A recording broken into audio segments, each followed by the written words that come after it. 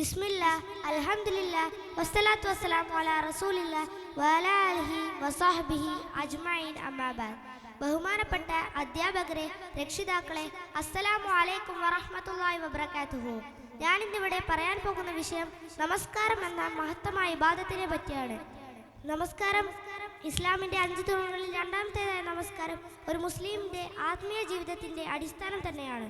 നമസ്കാരമില്ലാതെ ഒരു മുസ്ലിമിൻ്റെ ജീവിതം പോലും പൂർണ്ണമാകില്ല.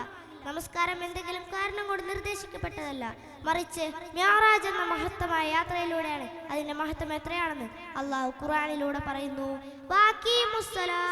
നമസ്കാരം നിലനിർത്തുവിൻ.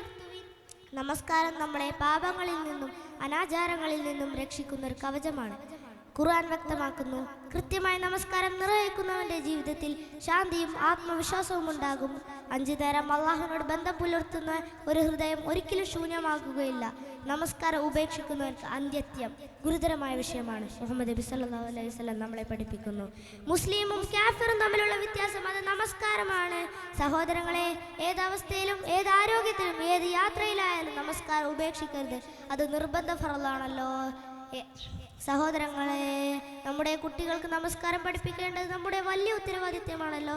കുടുംബത്തിലും സമൂഹത്തിലും നമസ്കാരം ഉയർന്നാലേ ആ സമൂഹം അള്ളാഹുവിൻ്റെ സംരക്ഷണത്തിലായിരിക്കും. അവസാനമായി നമ്മുടെ ജീവിതത്തിലെ കേന്ദ്രീയമായ നമസ്കാരങ്ങൾ മാറ്റാൻ അള്ളാഹു നമ്മളെ സഹായിക്കട്ടെ. ആമീൻ.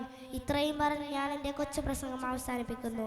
വാഹിർ ദഅവാന അനിൽ ഹംദുലില്ലാഹി റബ്ബിൽ ആലമീൻ. അസ്സലാമു അലൈക്കും വറഹ്മത്തുള്ളാഹി.